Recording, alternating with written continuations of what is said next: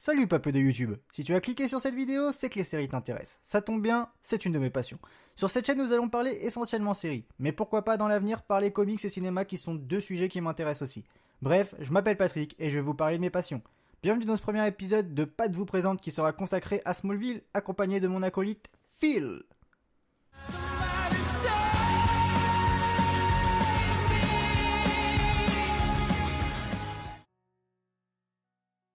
Smallville est une série de science-fiction slash super-héros slash fantastique dans laquelle nous suivons les aventures d'un Clark Kent beaucoup plus jeune et inexpérimenté comparé à la vision que nous avons de lui aujourd'hui. Pour les personnes qui ignorent de quoi je suis en train de parler, accrochez-vous bien, Clark Kent est Superman. Comment est-il devenu ce personnage légendaire que nous connaissons tous aujourd'hui? Voilà ce que la série tente d'expliquer avec sa vision à elle. Tout commence en 1989 quand une pluie de météorites s'abat sur la petite ville de Smallville dans le Kansas. Dans cette catastrophe naturelle, un vaisseau spatial s'est écrasé aussi. Jonathan et Martha Kent tombèrent sur ce vaisseau et y découvrirent un enfant de 3 ans à côté. Ils décidèrent d'adopter l'enfant et de l'élever comme leur propre fils sous le nom de Clark Kent. Toute la série se passe sur l'adolescence et le début de l'âge adulte de Clark. De son premier amour à son dernier, la découverte de ses pouvoirs, ses remises en question, ses erreurs, la perte de gens proches. Vous l'aurez compris, tout ce qui se passe dans la série a pour unique but de nous montrer pourquoi et comment il est devenu Superman. Mais la série va aussi nous permettre de rencontrer des héros ainsi que des méchants de l'univers DC. Ce qui m'amène à la deuxième partie. Le casting est selon moi un gros point fort de la série. Quasiment tous les acteurs et les actrices incarnent très bien les personnages. Je ne vais pas tous les énumérer car ce serait vraiment trop long pour vous, mais on peut retrouver Tom Welling dans le rôle de Clark Kent, l'excellent Michael Rosenbaum qui prend parfaitement les traits de Lex Luthor, Christine Krug dont j'avais le béguin étant jeune qui joue Lana Lang, la magnifique Erika Durance qui incarne Lois Lane ou encore le tout aussi excellent John Glover qui joue Lionel Luthor. Pas mal de gros noms feront des apparitions dans la série, comme Christopher Reeve qui n'est autre que le premier acteur à avoir joué Superman sur grand écran, Ian Somerhalder qui a ensuite explosé dans The Vampire Diaries ou encore Jensen Ackles, je sais pas trop comment on dit son nom, désolé, qui joue depuis 13 saisons maintenant dans l'excellente série Supernatural. Pour en revenir au personnage de la série, une inconnue des comics fait son apparition en la présence de Chloe Sullivan qui n'est autre que la meilleure amie de Clark. Il y a aussi Pete Ross. Non, Phil, ça c'est Rick Ross, j'ai dit Pete Ross. Voilà, qui incarne le meilleur ami de Clark. On peut retrouver tout un tas de personnages mythiques de l'univers DC tels que Green Arrow, Flash, Cyborg, Aquaman, Black Canary, John Jones ou encore Supergirl.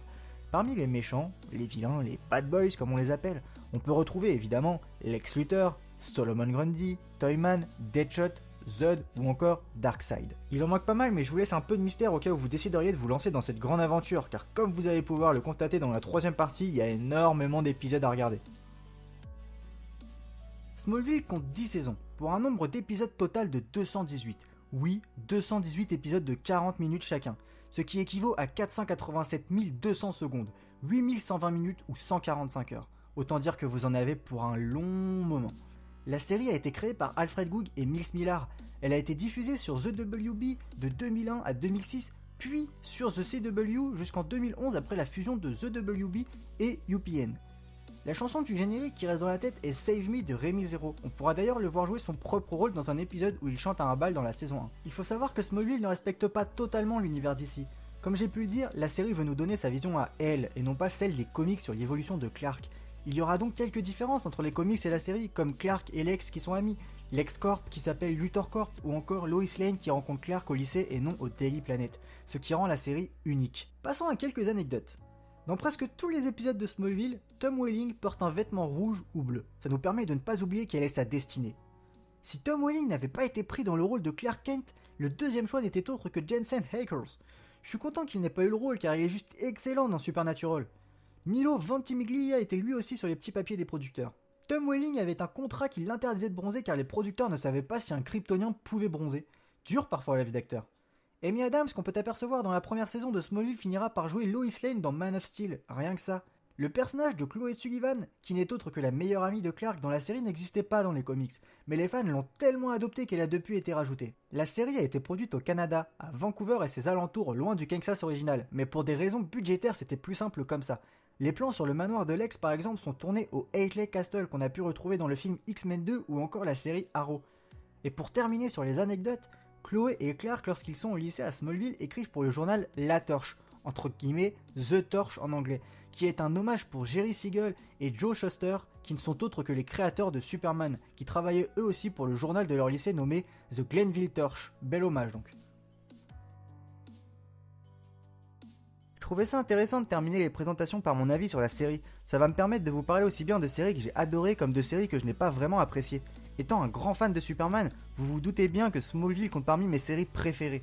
Je n'arrive pas à lui trouver de points négatifs. J'adore chaque acteur et actrice, l'histoire est incroyable, les décors sont jolis et bien filmés, les effets spéciaux pour une série qui a plus de 15 ans sont franchement pas dégueulasses, les musiques sont jouissifs et j'insiste sur ce point car c'est un très gros atout de la série. La série est capable de nous faire rire, mais aussi de nous faire pleurer. Elle est touchante, on s'attache aux personnages, on suit leur évolution comme si on les connaissait personnellement. Souvent, elle amène même une morale qui nous pousse à nous remettre en question.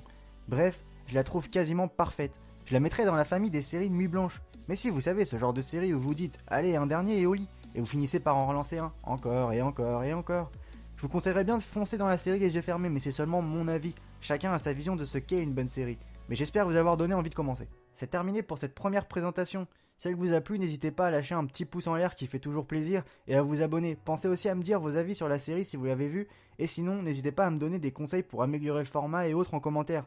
En tout cas, c'était tout pour moi. À bientôt pour une prochaine vidéo.